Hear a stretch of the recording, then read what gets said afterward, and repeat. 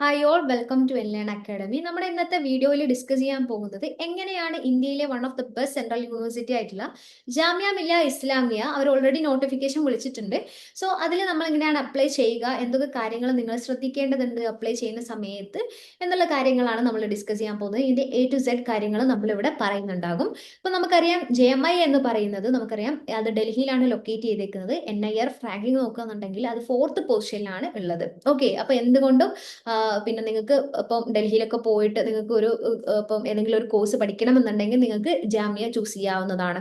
ഇനി അവർ പ്രൊവൈഡ് ചെയ്യുന്ന കോഴ്സുകളെ കുറിച്ച് നോക്കുകയാണെന്നുണ്ടെങ്കിൽ അവർ UG PG അതേപോലെ തന്നെ ഡിപ്ലോമ കോഴ്സുകളും പിന്നെ PG ഇൻ ഡിപ്ലോമ അല്ലാത്ത സർട്ടിഫിക്കറ്റ് കോഴ്സുകൾ ഇതിന്റെ കൂടെ തന്നെ PhD, അപ്പൊ ഇത്തരത്തിൽ ഒരുപാട് കോഴ്സുകൾ അവർ പ്രൊവൈഡ് ചെയ്യുന്നുണ്ട്. ഇനി അതിൽ തന്നെ നമ്മൾ സ്പെസിഫിക് ആയിട്ട് നോക്കുന്ന സമയത്ത് ഇപ്പം സയൻസ് സബ്ജക്റ്റുകൾ, സോഷ്യൽ സയൻസ് സബ്ജക്റ്റുകൾ, പിന്നെ നമുക്ക് എഞ്ചിനീയറിങ്, പിന്നെ അതേപോലെ തന്നെ മാനേജ്മെന്റ് ആയിട്ടുള്ള ടൈപ്പ് കോഴ്സുകൾ, BBA BCom ആ ടൈപ്പ് കോഴ്സുകൾ, അതേപോലെ തന്നെ ഡെന്റിസ്ട്രി BDS വരുന്നുണ്ട്, പിന്നെ നഴ്സിംഗ് വരുന്നുണ്ട്. അങ്ങനത്തെ ഒരുപാട് കോഴ്സുകൾ അവർ പ്രൊവൈഡ് ചെയ്യുന്നുണ്ട്. ഓക്കെ, ഇനി നമ്മൾ എന്ത് ചെയ്യാണ്, അതിലേക്ക് എങ്ങനെയാണ് അപ്ലൈ ചെയ്യുക എന്നുള്ള കാര്യം നോക്കാൻ പോവുകയാണ്. നമുക്കറിയാം JMI എന്ന് പറയുന്നത് അവർ സെൽഫായിട്ട് നടത്തുന്ന ഒരു എൻട്രൻസ് എക്സാം ഉണ്ട്. സോ അതിനാണ് നമ്മൾ അപ്ലൈ ചെയ്യാനായിട്ട് പോകുന്നത്. അതിന് നിങ്ങൾക്ക് ഇപ്പോൾ CUT എക്സാം ഒക്കെ ഈ പ്രാവശ്യം അപ്ലൈ ചെയ്ത കുട്ടികളാണെന്നുണ്ടെങ്കിൽ നിങ്ങൾക്ക് അറിയാം അതിന്റെ ഒരു പ്രോസസ്സ്, ആപ്ലിക്കേഷൻ പ്രോസസ്സ് കുറച്ച് ലെങ്തി ആയിരുന്നു. എന്നെങ്കിൽ JMIയിലേക്ക് വരുന്ന സമയത്ത് അത് കുറച്ചുകൂടെ ഈസി ആയിട്ടുള്ള ഒരു പ്രോസസ്സാണ്. നമുക്ക് സ്വന്തമായിട്ട് തന്നെ അപ്ലൈ ചെയ്യാനായിട്ട് പറ്റും. അതിന് വേണ്ടിയിട്ട് നിങ്ങൾ എന്ത് ചെയ്യുക, ഗൂഗിളിൽ JMI എന്ന് ഒന്ന് സെർച്ച് ചെയ്യുന്ന സമയത്ത് അവിടെ ജാമ്യ മില്ലിയ ഇസ്ലാമിയയുടെ അവിടെ എന്ത് കാണാൻ പറ്റും, അഡ്മിഷൻ പോർട്ടൽ നിങ്ങൾക്ക് കാണാനായിട്ട് പറ്റും. അല്ലെങ്കിൽ നിങ്ങൾ ഈ സൈറ്റ് നോക്കുക, admission.jmi.ac.in എന്ന് പറഞ്ഞ സൈറ്റിൽ നിങ്ങൾ കയറി കഴിഞ്ഞാൽ നിങ്ങൾക്ക് ഇങ്ങനത്തെ ഒരു ഇന്റർഫേസ് ആണ് വരാനായിട്ട് പോകുന്നത്. ഓക്കെ, ഇനി നമ്മൾ ബിഫോർ അപ്ലൈയിങ് നമ്മൾ കുറച്ച് കാര്യങ്ങൾ ശ്രദ്ധിക്കേണ്ടതുണ്ട്. ഇപ്പം അതിന് വേണ്ടിയിട്ട് നമ്മൾ എന്ത് ചെയ്യാണ്, ആ ഒരു സെൻട്രൽ യൂണിവേഴ്സിറ്റിയുടെ പ്രോസ്പെക്ടസ് ഒന്ന് പരിശോധിക്കാൻ പോവുകയാണ്. പോകുന്ന സമയത്ത് അവർക്ക് കിട്ടിയിട്ടുള്ള നേട്ടങ്ങളും കാര്യങ്ങളും ഒക്കെ അവർ എന്തുണ്ട് ഇവിടെ കൊടുത്തിട്ടുണ്ട്. നിങ്ങൾക്ക് ആ കാര്യങ്ങളൊക്കെ ജസ്റ്റ് നോക്കാം.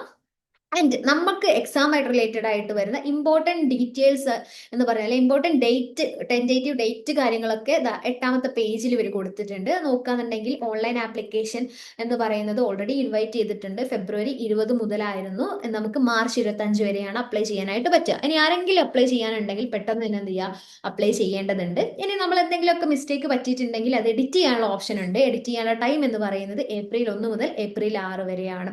ആൻഡ് അതർ ദാൻ പിന്നെ നിങ്ങൾക്കറിയാം CUT എക്സാം ത്രൂ ഒക്കെ നമുക്ക് എന്ത് ചെയ്യാൻ പറ്റും, ജാമ്യയിൽ പിന്നെ നമുക്ക് അവിടെ അഡ്മിഷൻ എടുക്കാനായിട്ട് പറ്റും. ഓക്കെ, അപ്പോൾ NTA എക്സാമുകളായിട്ടുള്ള അല്ലെങ്കിൽ JEE മെയിൻസ്, നാറ്റ എക്സാം എന്ന് പറയുന്നത് ഫോർ ആർക്കിടെക്ചർ ആണ്.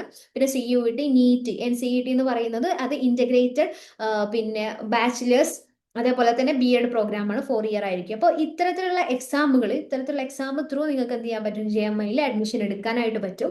അങ്ങനത്തെ ആളുകൾ അപ്ലൈ ചെയ്യാവുന്നതും ആ ഡേറ്റ് പറയുന്നുണ്ട് ഫെബ്രുവരി 20 മുതൽ. നിങ്ങൾക്ക് എന്നാണോ ആ ഒരു എക്സാമിന്റെ റിസൾട്ട് വരുന്നത് അത് വന്നതിന് ശേഷം 10 ദിവസം ടൈം ആയിരിക്കും നിങ്ങൾക്ക് അപ്ലൈ ചെയ്യാൻ ഉണ്ടാവുക എന്നുള്ളതാണ്. അതേപോലെ അത് എഡിറ്റ് ചെയ്യേണ്ട ഡേറ്റും കാര്യങ്ങളും പറയുന്നുണ്ട്. ഇനി എക്സാമിന്റെ ഡേറ്റ് ഇവർ പറയുന്നുണ്ട്, എൻട്രൻസ് എക്സാം നടക്കുന്നത് April 26 മുതലായിരിക്കും. ഇനി April 26 മുതൽ അതൊരു 1 മന്ത് അല്ലെങ്കിൽ 1.5 മന്ത് ഉള്ള ഒരു പ്രൊസീജിയർ ആയിരിക്കും. അതായത് ഓരോ കോഴ്സുകൾ ഓരോ ഡേറ്റ് വെച്ചിട്ടായിരിക്കും എക്സാം ഉണ്ടാവുക. ഓക്കെ, അപ്പൊ ആ കാര്യങ്ങൾ നിങ്ങൾ എക്സാമിന് വേണ്ടിയിട്ട് ഇപ്പോൾ ഏത് കോഴ്സാണ് നിങ്ങൾ സെലക്ട് ചെയ്യുന്നത് എന്നുള്ളത് നോക്കിയിട്ട് നിങ്ങൾ എന്ത് ചെയ്യേണ്ടതുണ്ട്, ഡേറ്റ് ക്ലാഷ് വരില്ല, പക്ഷെ നിങ്ങൾക്ക് ഇപ്പം സെന്റർ എവിടെ കിട്ടുന്നു എന്നുള്ളത് വളരെ വലിയൊരു മാറ്റർ ചെയ്യുന്ന കാര്യമാണ്. സോ ആ കാര്യങ്ങൾ ഞാൻ സെന്റർ നമ്മൾ ഡിസ്കസ് ചെയ്യുന്ന സമയത്ത് പറയാം. സോ അഡ്മിറ്റ് കാർഡ് വരുന്നത് എപ്പോഴാന്ന് നോക്കിക്കഴിഞ്ഞാൽ നമുക്കറിയാം അത് ഒരാഴ്ച മുമ്പാണ്. അതായത് എക്സാമിന്റെ 1-1.5 ആഴ്ച മുമ്പായിരിക്കും നമുക്ക് എന്ത് കിട്ടുക, അഡ്മിറ്റ് കാർഡ് നമുക്ക് കിട്ടുന്നുള്ളൂ.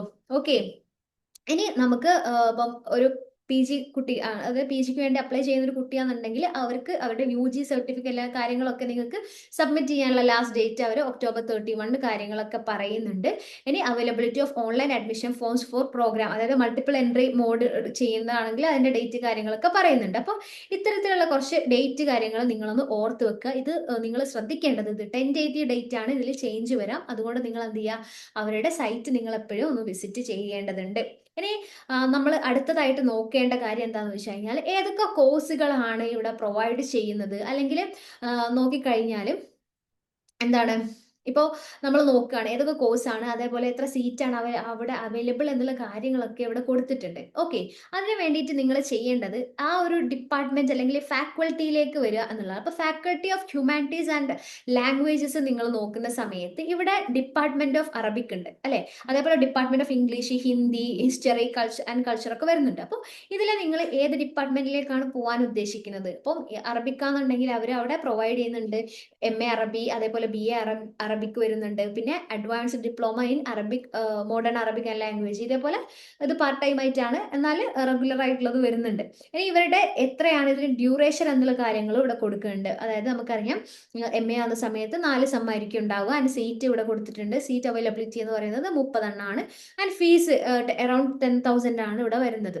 അതേപോലെ ഇപ്പോൾ ഒരു സപ്പോസ് നമുക്കൊരു ഹിസ്റ്ററിക്ക് പോകേണ്ട കുട്ടിയാണെന്നുണ്ടെങ്കിൽ ഇപ്പോൾ BA ഹിസ്റ്ററി അവിടെ ഹോണേഴ്സ് ആണ് കോഴ്സ് എന്ന് പറയുന്നത്, 8 സെം ആയിരിക്കും ഉണ്ടാവുക, 60 സീറ്റാണ്. ഇത് സെയിം തന്നെയാണ് ഫീസ് വരുന്നത്. അപ്പൊ ഇങ്ങനെ നിങ്ങൾക്ക് എന്ത് ചെയ്യാൻ പറ്റും, ഓരോ സീറ്റും അതേപോലെ ബാക്കി ഡീറ്റെയിൽസ് കാര്യങ്ങളും ഒക്കെ നിങ്ങൾക്ക് നോക്കാനായിട്ട് പറ്റും. ആൻഡ് അത് കഴിഞ്ഞിട്ട് നിങ്ങൾക്കിപ്പം ഇപ്പോൾ സോഷ്യൽ സയൻസിലേക്ക് വരുന്ന സമയത്ത് ഇവിടെ MCOM, BBA, BCOM അതൊക്കെ ഇവിടെ എന്ത് ചെയ്യുന്നുണ്ട്, ഇതേപോലെ കൊടുത്തിട്ടുണ്ട്. അപ്പം നിങ്ങൾ എന്ത് ചെയ്യുക, ജസ്റ്റ് ഒന്ന് സ്ക്രോൾ ചെയ്തിട്ട് നിങ്ങൾ ഓരോന്നും ഇങ്ങനെ എടുത്ത് നോക്കേണ്ടതുണ്ട്. ഓക്കെ, ഇനി സയൻസിലേക്ക് വരുന്ന സമയത്തോ അവിടെ നമുക്ക് 4 ഇയർ BSc മൾട്ടി ഡിസിപ്ലിനറി വരുന്നുണ്ട്. പിന്നെ നമുക്ക് MSc കെമിസ്ട്രി, അതേപോലെ തന്നെ അതിൽ തന്നെ പല ടൈപ്പ് വരുന്നുണ്ട്. പിന്നെ MSc bioinformatics, MSc in AI and machine learning. അപ്പോൾ ഇതെന്ന് പറയുന്നത് സെൽഫ് ഫിനാൻസ്ഡ് ആണ്. അപ്പോൾ സെൽഫ് ഫിനാൻസ്ഡ് അല്ലാതെ തന്നെ നിങ്ങൾ പോകാനായിട്ട് ശ്രദ്ധിക്കുക, കാരണം ആ ഫീസ് വേരിയേഷൻ നിങ്ങൾക്ക് കണ്ടാൽ മനസ്സിലാവുന്നതായിരിക്കും. ഓക്കെ, അപ്പോൾ നമ്മുടെ സയൻസ് സബ്ജക്റ്റ് നോക്കുന്ന സമയത്ത് നമുക്ക് അവിടെ ഒരുപാട് കോഴ്സുകളുണ്ട്. അപ്പം കെമിസ്ട്രി, ഫിസിക്സ്, മാത്തമാറ്റിക്സ്, പിന്നെ അതല്ലാതെ നമുക്ക് ജോഗ്രഫി, അങ്ങനത്തെ കുറെ കോഴ്സുകളുണ്ട്. അപ്പം നിങ്ങൾക്ക് അതിൽ താല്പര്യം ഉണ്ടെങ്കിൽ നിങ്ങൾക്ക് അത് ചൂസ് ചെയ്യാവുന്നതാണ്. ആൻഡ് സയൻസ്, ലൈഫ് സയൻസിലേക്ക് വരുന്ന സമയത്ത് അവിടെ നിങ്ങൾക്ക് Unani pharmacy, diploma in Unani pharmacy ഉണ്ട്. And MSc bio science, BSc bio science വരുന്നുണ്ട്. അതല്ലാതെ ബയോടെക്നോളജി വരുന്നുണ്ട്. പിന്നെ ബോട്ടണി എന്ന് പറയുന്നത് സെൽഫ് ഫിനാൻസ്ഡ് ആണ്. സോ BSc ബയോടെക്നോളജി കാര്യങ്ങളൊക്കെ വരുന്നുണ്ട്. അപ്പോൾ ഇങ്ങനത്തെ കോഴ്സ് ആണ് എന്ത് ചെയ്യുന്നത്, ലൈഫ് സയൻസിൽ പ്രൊവൈഡ് ചെയ്യുന്നത്. ഇനി ഫാക്കൾട്ടി ഓഫ് എഡ്യൂക്കേഷനിൽ വരുന്ന സമയത്ത് MEd, BEd കണ്ടോ, അതിലൊക്കെ തന്നെ പല ടൈപ്പുകൾ വരുന്നുണ്ട്. നിങ്ങൾക്ക് വേണമെങ്കിൽ ചൂസ് ചെയ്യാം. ഇനി എഞ്ചിനീയറിംഗ് ഡിപ്പാർട്ട്മെന്റിലേക്ക് വരുമ്പോൾ കണ്ടോ പല ടൈപ്പ് വരുന്നുണ്ട്. നിങ്ങൾക്ക് എന്ത് ചെയ്യാം, അത് ഓരോന്നും നോക്കി നോക്കി തന്നെ ചെയ്യാവുന്നതാണ്. ഓക്കെ, ഇനി നമ്മൾ എന്ത് ചെയ്യാൻ പോവാണ്, ഫാക്കൾട്ടി ഓഫ് ലോ കേട്ടോ. ലോയിൽ ഇതേപോലെ തന്നെ ഏത് ടൈപ്പ് BA LLB അവർ ഓഫർ ചെയ്യുന്നുണ്ട്. LLM എന്ന് പറയുന്നത് ഇത്രയും ടൈപ്പ് കൊടുക്കുന്നുണ്ട്. അപ്പൊ നിങ്ങൾ നോക്കുക. ഇനി ആർക്കിടെക്ചർ ആണെന്നുണ്ടെങ്കിൽ ആ ഒരു ഏരിയ ഇത് ഇത്രയാണ് പറയുന്നുള്ളത്. ഓക്കെ, ആ കാര്യങ്ങളൊക്കെ നിങ്ങൾ നോക്കുക കേട്ടോ. ഫൈനാൻസും ഒക്കെ കാര്യങ്ങളൊക്കെ വരുന്നുണ്ട്. ഇനി നമ്മൾ ഇത് നിങ്ങൾ ഏത് കോഴ്സിന് പോകും, അവിടെ എത്ര സീറ്റ് ഉണ്ട്, എത്രയാണ് ഫീസ് എന്നുള്ള കാര്യങ്ങളൊക്കെ അറിഞ്ഞതിന് ശേഷം നിങ്ങൾ പോവേണ്ടത് ഇതിന്റെ ഫീസ് എത്രയെന്നറിയാൻ വേണ്ടിയിട്ടാണ്. ഓക്കെ, അപ്പൊ ഫീസ് അറിയാൻ വേണ്ടിയിട്ട് നിങ്ങൾ ഇവിടെ നോക്കിക്കഴിഞ്ഞാൽ നിങ്ങൾക്ക് മനസ്സിലാവും ഫാക്കൾട്ടി ഏതാണ് എന്നതിന്റെ അടിസ്ഥാനത്തിലാണ് ഇവിടെ ആപ്ലിക്കേഷൻ ഫീസ് വരുന്നത്. സപ്പോസ് ഇപ്പോൾ ഫാക്കൾട്ടി ഓഫ് മാനേജ്മെന്റ് സ്റ്റഡീസ് അല്ലെങ്കിൽ ഫാക്കൾട്ടി ഓഫ് ലോ, ഡെന്റിസ്ട്രി ഇതിനൊക്കെ വരുന്നത് എമൗണ്ട് എന്ന് പറയുന്നത് 1000 റുപ്പീസ് ആണ്. എന്നാൽ അതർ ദാൻ ദിസ് ഫാക്കൾട്ടി എന്താണ് വരുന്നത്, 700 രൂപയാണ്. അപ്പോൾ ഒരു ഹിസ്റ്ററിക്ക് പോകേണ്ട കുട്ടിയാണെന്നുണ്ടെങ്കിൽ ആൾക്ക് നമ്മൾ 700 രൂപയാണ് ആപ്ലിക്കേഷൻ ഫീ JMI എന്ത് ചെയ്യുന്നത്, ഈടാക്കുന്നത് എന്ന് നിങ്ങൾ ഒന്ന് ഓർത്ത് വെക്കാം.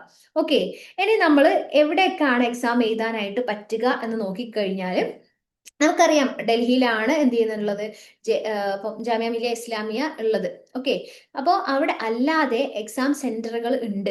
അത് നോക്കുന്ന സമയത്ത് ഡൽഹി അല്ലാതെ നമുക്ക് ഗുവാഹത്തി, കൊൽക്കത്ത, കേരളത്തിലാണെന്നുണ്ടെങ്കിൽ കാലിക്കറ്റ്, ജയ്പൂർ, ലക്നൗ, പട്ന, ശ്രീനഗർ, ഭോപ്പാൽ, ഡെറാഡൂൺ, കിഷൻഗഞ്ച് ഒക്കെ വരുന്നുണ്ട്.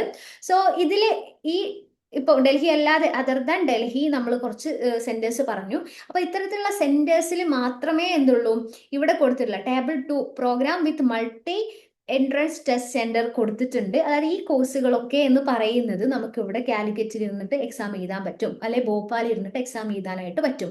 അതിന് നിങ്ങൾ ഡൽഹിയിൽ പോകേണ്ട ആവശ്യം വരുന്നില്ല. ആൻഡ് അതർ ദാൻ ദിസ് ഏത് കോഴ്സ് നിങ്ങൾ എടുക്കുകയാണെന്നുണ്ടെങ്കിൽ നിങ്ങൾ എന്ത് ചെയ്യേണ്ടതുണ്ട്, ഡൽഹിയിൽ പോകേണ്ട ആവശ്യമുണ്ട്.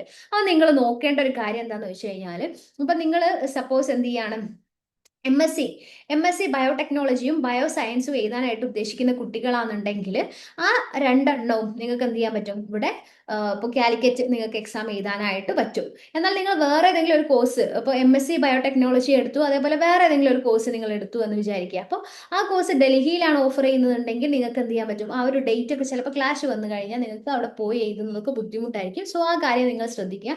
ഒന്നെങ്കിൽ നിങ്ങൾ ഡൽഹിയിൽ തന്നെ സെന്റർ വെക്കാനായിട്ട് ശ്രദ്ധിക്കുക, അല്ലെങ്കിൽ ഇവിടെ കിട്ടുന്ന രീതിയിൽ അതൊന്ന് സെറ്റ് ചെയ്യേണ്ടതുണ്ട്. ഓക്കെ, അപ്പൊ ഇത്രയാണ് മൾട്ടി സെന്റേഴ്സിനെ കുറിച്ച് പറയാനുള്ളത്. ഇവിടെ നോക്കുന്ന സമയത്ത് MCA MSc ഓഫർ ചെയ്യുന്നുണ്ട്, പിന്നെ എല്ലാ MBAകൾ വരുന്നുണ്ട്, M.Tech ആൻഡ് BSc ബയോടെക്നോളജി. ഈ കാര്യങ്ങൾ നിങ്ങളൊന്ന് വായിച്ചു നോക്കിയാലായിട്ട് മതി. ഓക്കെ, ഇനി നമ്മൾ എലിജിബിലിറ്റി ക്രൈറ്റീരിയയിലേക്ക് പോവാണ്. ഓക്കെ, എന്താണ് നമ്മൾ എലിജിബിലിറ്റി ക്രൈറ്റീരിയ അവർ പറയുന്നത് എന്ന് നോക്കിക്കഴിഞ്ഞാൽ അത് നിങ്ങൾ 76ാമത്തെ പേജിലേക്ക് വന്നു കഴിഞ്ഞാൽ ഇവിടെ നമുക്ക് ഓരോ ഡിപ്പാർട്ട്മെന്റ് വെച്ചിട്ട് പറയുന്നുണ്ട്. ഇവിടെ പോസ്റ്റ് ഗ്രാജുവേഷൻ പ്രോഗ്രാമിന്റെ ഡീറ്റെയിൽസ് ആണ് കേട്ടോ പറയുന്നത്. അപ്പോൾ MA അറബിക്കിന് പോകണം എന്നുണ്ടെങ്കിൽ ആ കുട്ടി എക്സാം എഴുതേണ്ടത്, അതായത് നമ്മുടെ JMIയുടെ എക്സാം എഴുതേണ്ടത് 26-നായിരിക്കും. 26 ഏപ്രിലിനാണ് എക്സാം എഴുതേണ്ടത്. റിസൾട്ട് നോക്കുകയാണെന്നുണ്ടെങ്കിൽ സെലക്ട് ആയിട്ടുള്ള കുട്ടികളുടെ റിസൾട്ട് വിതിൻ 20 to 25 ഡേയ്സ് കൊണ്ട് എന്ത് ചെയ്യും, അവർ അനൗൺസ് ചെയ്യുന്നതായിരിക്കും. ഇനി അവരുടെ എലിജിബിലിറ്റി ഇവിടെ പറയുന്നുണ്ട്. ഒരു bachelor degree with minimum 50% mark വേണം എന്നുള്ളതാണ്, അറബിക് സബ്ജക്റ്റിൽ വരണം എന്നുള്ളതാണ് അവർ പറയുന്നത്. സോ ആ ഒരു എലിജിബിലിറ്റി നിങ്ങൾ വായിച്ചിട്ട് നിങ്ങൾ അതിന് പിന്നെ ആപ്റ്റ് ആണോ എന്നുള്ള കാര്യം നിങ്ങൾ നോക്കേണ്ടത്. ഇപ്പോൾ MA ഹിസ്റ്ററി എടുക്കുന്ന കുട്ടിയാണെന്നുണ്ടെങ്കിൽ 3-ാം തീയതിയാണ് എക്സാം വരുന്നത്. 3rd ജൂൺ ആണ് കേട്ടോ, 3rd ജൂണാണ് എക്സാം വരുന്നത്. അപ്പോൾ ഈ കാര്യങ്ങൾ നിങ്ങൾ എന്ത് ചെയ്യുക, നിങ്ങളുടെ ഏത് കോഴ്സാണ് എന്നുള്ളത് നോക്കിയിട്ട് നിങ്ങൾ ആ ഡേറ്റ് ഒന്ന് ഫിക്സ് ചെയ്ത് വെക്കേണ്ടതുണ്ട്. ഓക്കെ, അപ്പോൾ അതിന് വേണ്ടിയിട്ടുള്ള എലിജിബിലിറ്റി നോക്കുന്ന സമയത്ത് BA അല്ലെങ്കിൽ BSc ആണ് പറഞ്ഞേക്കുന്നത്.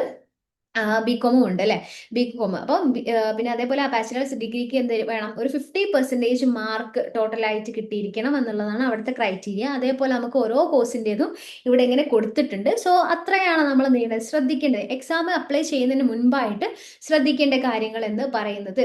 ഓക്കെ, അപ്പൊ നമ്മൾ ബാക്ക് ടു ദിസ് ഇന്റർഫേസിലേക്ക് പോകുന്ന സമയത്ത് നമുക്ക് പിന്നെ ഒരു കാര്യം കൂടെ ശ്രദ്ധിക്കേണ്ടതുണ്ട്. ഇപ്പൊ നിങ്ങൾ സപ്പോസ് നിങ്ങൾ എന്ത് ചെയ്യാണ്, ഏത് കോഴ്സാണ്, ഏത് സിലബസ് എന്താണ് എന്നുള്ളത് നിങ്ങൾ ഇങ്ങനെ തപ്പേണ്ട ആവശ്യം വരുന്നില്ല. ഇതിൽ അതും കൂടെ നമുക്ക് എന്ത് ചെയ്യാണ്ട് നോക്കാനുള്ളൊരു അവസരം ഇവിടെ ഉണ്ട്. ഓക്കെ, ഇപ്പൊ മാസ്റ്റേഴ്സ് പ്രോഗ്രാം എടുക്കുന്ന കുട്ടി, ആ കുട്ടി എടുക്കാൻ പോകുന്നത് ഹിസ്റ്ററി ആണെന്ന് വിചാരിക്കുക. ഓക്കെ ഓക്കെ ഹിന്ദിയോ ഹിസ്റ്ററിയോ വാട്ടെവർ. അപ്പോൾ അത് കൊടുത്തിട്ട് നമ്മൾ സബ്മിറ്റ് അടിച്ചു കഴിഞ്ഞാൽ നിങ്ങൾക്ക് ഇവിടെ എന്ത് കാണാൻ പറ്റും, അതിന്റെ സിലബസ് വ്യൂ ചെയ്യാനായിട്ട് പറ്റും. അപ്പോൾ നോക്കുന്ന സമയത്ത് 2 പാർട്ട് പറയുന്നുണ്ട്, part A and part B പറയുന്നുണ്ട്. പാർട്ട് A എന്ന് പറയുന്നത് 40 മാർക്സിൻ്റെതാണ്, അവിടെ MCQ ടൈപ്പാന്ന് പറയുന്നുണ്ട്. അതിന്റെ സിലബസ് ഡീറ്റെയിൽ ആയിട്ട് അല്ല ജസ്റ്റ് ഒന്ന് കൊടുത്തിട്ടുണ്ട്. ഇനി പാർട്ട് Bയിൽ വരുന്ന സമയത്ത് അവിടെ എന്താണ്, ഏതെങ്കിലും ഒരു 3 ക്വസ്റ്റ്യൻസ് അറ്റൻഡ് ചെയ്താൽ മതി, അത് എസ്എ ടൈപ്പ് ക്വസ്റ്റ്യനാ എന്ന് പറയുന്നുണ്ട്. അപ്പൊ നിങ്ങൾ എന്ത് ചെയ്യണം, നിങ്ങളുടെ കോഴ്സ് ഏതാണോ അതൊക്കെ സെപ്പറേറ്റ് ആയിട്ട് തന്നെയാണ് അവരുടെ സിലബസിൽ നല്ല വേരിയേഷൻ ഉണ്ട്. എക്സാമിന്റെ ഒരു പാറ്റേണിലും ചെറിയ വ്യത്യാസം വരുന്നുണ്ട്. അത് നിങ്ങൾ എന്ത് ചെയ്യണം, മസ്റ്റ് ആയിട്ട് നോക്കേണ്ടതുണ്ട്. ഓക്കെ, ആ കാര്യം മനസ്സിലായിട്ടുണ്ട് എന്ന് വിശ്വസിക്കുന്നു. ഇനി നമ്മൾ എന്ത് ചെയ്യാൻ പോവാണ്, ഡയറക്റ്റ് അപ്ലൈ ചെയ്യാനായിട്ട് പോവുകയാണ്. അപ്പോൾ അപ്ലൈ ചെയ്യാൻ വേണ്ടിയിട്ട് ഇവിടെ വന്നു കഴിഞ്ഞാൽ യൂണിവേഴ്സിറ്റി അഡ്മിഷൻ റെഗുലർ പ്രോഗ്രാമിൽ നിങ്ങൾക്ക് ഇവിടെ click here to apply for admission എന്ന് പറഞ്ഞിട്ട് കാണാൻ പറ്റും. അതിൽ കയറി കഴിഞ്ഞാൽ നിങ്ങൾ ഇവിടെ നോക്കിക്കഴിഞ്ഞാൽ നിങ്ങൾ പുതിയതായിട്ട് രജിസ്റ്റർ ചെയ്യാൻ പോവുകയാണ്.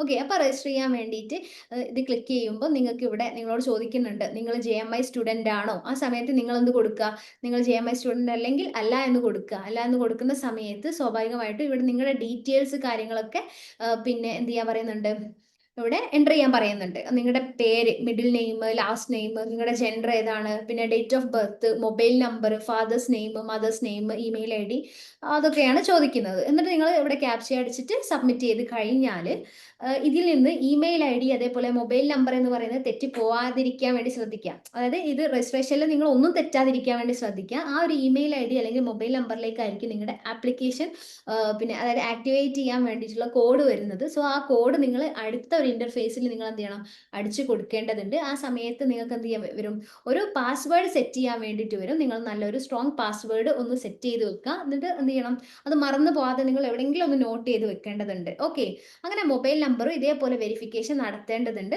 അങ്ങനെ നടത്തി കഴിഞ്ഞാൽ നിങ്ങൾക്ക് എന്ത് ചെയ്യാനായിട്ട് പറ്റും, നിങ്ങൾക്ക് ഇങ്ങനെ ഈ ഒരു ഇന്റർഫേസിൽ നിങ്ങൾക്ക് ആപ്ലിക്കേഷൻ ലോഗിൻ ചെയ്യാനായിട്ട് പറ്റും. ഓക്കെ, അപ്പൊ നിങ്ങളുടെ യൂസർ നെയിം എന്ന് പറയുന്നത് എന്താണോ നിങ്ങൾ പിന്നെ നിങ്ങളുടെ ഇമെയിൽ കൊടുത്തിട്ടുള്ളത് അതായിരിക്കും. നിങ്ങൾ പാസ്വേഡ് ഓൾറെഡി സെറ്റ് ചെയ്തിട്ടുണ്ട്. അതിനുശേഷം നിങ്ങൾ എന്ത് ചെയ്യുക, നിങ്ങളിവിടെ ക്യാപ്ച എൻ്റർ ചെയ്ത് കൊടുക്കേണ്ടതുണ്ട്. ഓക്കെ, അപ്പൊ നമ്മൾ ഇവിടുത്തെ ക്യാപ്ച അടിച്ചു കൊടുക്കാൻ പോവാണ്. ഓക്കെ, ഇപ്പൊ നമ്മൾ എന്ത് ചെയ്യാണ്, ഇവിടെ നമ്മൾ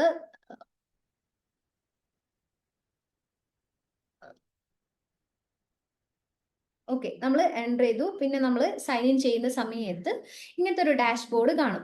ഇനി ആ ഡാഷ്ബോർഡിൽ നിങ്ങൾ എന്ത് ചെയ്യാൻ പോവാണ്, നിങ്ങൾക്ക് ഏത് പ്രോഗ്രാമാണ് വേണ്ടത് എന്നുള്ളത് നിങ്ങൾക്ക് ഇവിടെ ചൂസ് ചെയ്യാൻ പറ്റും. ഇവിടെ മാസ്റ്റേഴ്സ് എടുത്തു. മാസ്റ്റേഴ്സ് എടുത്തതിന് ശേഷം നിങ്ങൾക്ക് അപ്പോൾ ഹിസ്റ്ററി ആണെന്നുണ്ടെങ്കിൽ ഞാൻ ഹിസ്റ്ററി തന്നെയാണ് എടുക്കാൻ പോകുന്നത്. ഇവിടെ ആഡ് ചെയ്തു, അതായത് പിന്നെ ഓക്കെ ആഡ് ചെയ്തു. അങ്ങനെ ആഡ് ചെയ്ത സമയത്ത് ഇവിടെ നിങ്ങൾ നോക്കിക്കഴിഞ്ഞാൽ നിങ്ങൾക്ക് ഇവിടെ കാണാനായിട്ട് പറ്റും MA ഹിസ്റ്ററി, MA അറബിക്ക് നിങ്ങൾക്ക് ഇതേപോലെ ചെയ്യാൻ പറ്റും. അടുത്തത് നിങ്ങൾക്ക് എടുത്തിട്ട് അതേപോലെ ആഡ് ചെയ്യാൻ പറ്റും. ഓക്കെ, അപ്പോൾ നിങ്ങൾ എന്ത് ചെയ്യാൻ പോവാണ്, ഇത് അപ്ലൈ ചെയ്യാനായിട്ട് പോവുകയാണ്. ഓക്കെ, ഇവിടെ അപ്ലൈ ചെയ്യാനായിട്ട് പോകുന്ന സമയത്ത് അടുത്തത് നിങ്ങൾക്ക് ഒരു 7 സ്റ്റെപ്പ് പ്രോസസ് ആണ് വരുന്നത്. ഇവിടെ നിങ്ങളോട് പറയുന്നുണ്ട് നിങ്ങൾ എന്ത് ചെയ്യേണ്ടതുണ്ട്, ഒരു ഫോട്ടോഗ്രാഫ് കീപ്പ് ചെയ്യേണ്ടതുണ്ട്. അതിന്റെ സൈസ് കാര്യങ്ങൾ എന്ന് പറയുന്നത് 1 MB ആയിരിക്കും. JPG അല്ലെങ്കിൽ PNG ഫോർമാറ്റിലായിരിക്കും വേണ്ടത്. അതേപോലെ നിങ്ങളുടെ ഒരു സിഗ്നേച്ചർ ആവശ്യമുണ്ട്. അതിന്റെ സൈസ് പറയുന്നുണ്ട് മാക്സിമം 500 KB ആണ് എന്ന് പറയുന്നുണ്ട്. ഓക്കെ, അതേപോലെ ഇതിന് ശേഷം നമ്മൾ ഓൺലൈൻ പേയ്മെന്റ് ആയിരിക്കും ചെയ്യുന്നുണ്ടാവുക. ഓക്കെ, ഇനി നമ്മൾ എന്ത് ചെയ്യാണ്, ഇത് നമ്മുടെ പേഴ്സണൽ ഡീറ്റെയിൽസ് കാര്യങ്ങൾ അപ്ലോഡ് ചെയ്യാനായിട്ട് പോവുകയാണ്. ഇവിടെ ഞാൻ ഓൾറെഡി എന്ത് ചെയ്തിട്ടുണ്ട്, ജസ്റ്റ് ഒന്ന് ഫില്ല് ചെയ്തിട്ടുണ്ട് നിങ്ങളെ കാണിക്കാൻ വേണ്ടിയിട്ട്. നിങ്ങളുടെ പേര് കാര്യങ്ങൾ നിങ്ങൾ ഓൾറെഡി രജിസ്ട്രേഷൻ സമയത്ത് കൊടുത്തിട്ടുണ്ട്. അതല്ലാത്ത കുറച്ച് കാര്യങ്ങൾ നിങ്ങൾ എന്ത് ചെയ്യണം, ഇവിടെ എൻട്രി ചെയ്യേണ്ടതുണ്ട്. ഓക്കെ, അതായത് ഫാദറിന്റെ ക്വാളിഫിക്കേഷൻ എന്താണ്, അപ്പോൾ അത് നിങ്ങൾക്ക് ഇത് അവിടെ കൊടുത്തിട്ടുണ്ട്. ഇവിടെ സ്ക്രോൾ ചെയ്ത് കഴിഞ്ഞാൽ കാണാൻ പറ്റും. പിന്നെ അതേപോലെ മദറിന്റെ ക്വാളിഫിക്കേഷൻ നിങ്ങൾ ഫില്ല് ചെയ്യുക. അതേപോലെ നിങ്ങളുടെ കാറ്റഗറി ഏതാണെന്ന് ചോദിക്കുന്നുണ്ട്. OBC ആണെങ്കിൽ OBC കൊടുക്കാം. പിന്നെ ജനറൽ ആണെങ്കിൽ ഏതാണോ വാട്ടവർ അത് കൊടുക്കാവുന്നതാണ്. പിന്നെ ജെൻഡർ ഓൾറെഡി അതിൽ വരുന്നുണ്ട്. പിന്നെ ഡൊമസിയൽ സ്റ്റേറ്റ് ഏതാണെന്ന് ചോദിക്കുന്നുണ്ട്. പിന്നെ നിങ്ങളുടെ ബ്ലഡ് ഗ്രൂപ്പ്, റിലീജിയൻ ഏതാണെന്ന് ചോദിക്കുന്നുണ്ട്. പിന്നെ നിങ്ങൾ കാശ്മീരി മൈഗ്രന്റ് ആണോ, അല്ല. അതേപോലെ തന്നെ നമ്മൾ ജമ്മു ആൻഡ് കാശ്മീരിലുള്ള ആളുകളല്ല. അതേപോലെ NCC കാഡറ്റ്, അതായത് നിങ്ങളിപ്പോൾ NCCയിലൊക്കെ ഉണ്ടെങ്കിൽ നിങ്ങൾക്ക് ഒരു ബെനിഫിറ്റ് ആണ്. സോ നിങ്ങൾക്ക് അവിടെ യെസ് കൊടുക്കാവുന്നതാണ്. ഇനി ഇല്ലെങ്കിൽ നോ കൊടുക്കുക. അതേപോലെ NSS വോളണ്ടിയറിംഗ് ആണോ എന്നുള്ളത് ചോദിക്കുന്നുണ്ട്. അപ്പോൾ അതൊക്കെ നിങ്ങൾ കൊടുക്കേണ്ടതുണ്ട് കേട്ടോ. കാരണം അതിനൊക്കെ നമുക്ക് ഒരു അപ്പർ ഹാൻഡ് അവിടെ നമ്മുടെ റിസൾട്ടിൽ ഉണ്ടായിരിക്കുന്നതാണ്. സോ പിന്നെ നിങ്ങളോട് എന്തൊക്കെയുണ്ട്, ഒരു പിന്നെ നിങ്ങളുടെ ഫാമിലി ആനുവൽ ഇൻകം ചോദിക്കുന്നുണ്ട്. ലെസ് ദാൻ 5 lakh കൂടെ കൊടുക്കുക. പിന്നെ അതിന് ശേഷം നിങ്ങൾക്ക് എന്തെങ്കിലും പിന്നെ അറസ്റ്റ് കാര്യങ്ങൾ ഉണ്ടായിട്ടുണ്ടോ, അങ്ങനത്തെ കാര്യങ്ങളൊക്കെയാണ് നമ്മളോട് ചോദിച്ചിട്ടുള്ളത്. അതേപോലെ DBAR വന്നിട്ടുണ്ടോ, അതേപോലെ നിങ്ങൾ PWD കാറ്റഗറി ആണോ എന്നുള്ള കാര്യങ്ങളൊക്കെ ചോദിക്കുന്നുണ്ട്. സോ അതിനൊക്കെ നിങ്ങൾക്ക് എന്ത് ചെയ്യാൻ പറ്റും, യെസ് ഓർ നോ കൊടുക്കുക.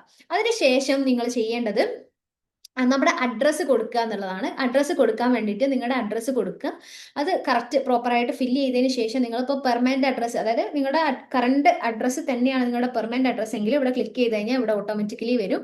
അത് കഴിഞ്ഞിട്ട് നിങ്ങൾ എന്ത് ചെയ്യുക, സേവ് ചെയ്യുക. സേവ് ചെയ്തിട്ട് നിങ്ങൾ നെക്സ്റ്റ് കൊടുക്കുക. അങ്ങനെ നെക്സ്റ്റ് കൊടുത്തു കഴിഞ്ഞാൽ നമ്മുടെ എഡ്യൂക്കേഷൻ ക്വാളിഫിക്കേഷൻ, ഇപ്പോൾ നിങ്ങളിപ്പം സപ്പോസ് ഒരു എന്താ പറയാ, ഡിഗ്രിക്ക് പോകുന്ന കുട്ടിയാണ്. ഡിഗ്രിക്ക് വേണ്ടിയിട്ടാണ് നിങ്ങൾ JMI നോക്കുന്നതെങ്കിൽ നിങ്ങൾക്ക് അവിടെ എന്ത് ചെയ്യാൻ പറ്റും, SSLC ഇവിടെ ഫില്ല് ചെയ്യാനായിട്ട് പറ്റും. ഓക്കെ, അതായത് SS കൊടുക്കുക. നിങ്ങളുടെ ഡിഗ്രി ഇവിടെ നിങ്ങളുടെ ഡിഗ്രി സർട്ടിഫിക്കറ്റിൽ SSLC കൊടുക്കുക. ബോർഡ് അല്ലെങ്കിൽ യൂണിവേഴ്സിറ്റി എന്ന് പറയുന്നത് കേരള ബോർഡ് നിങ്ങൾക്ക് കൊടുക്കാനായിട്ട് പറ്റും.